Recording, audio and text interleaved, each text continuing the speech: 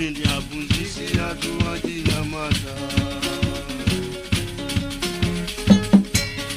ili ndi aphunzitsi athu achinyamata, iwo dzina lawo ndi Achilenga, iwo dzina lawo ndi Achilenga,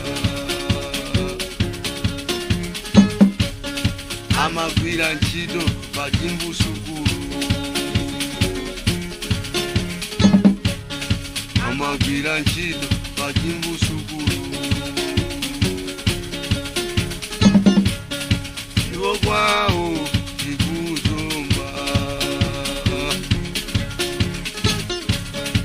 iwo kwawo ndikuzomba, Achilenga zikomo, ife takondwa mwatipeza zikomo.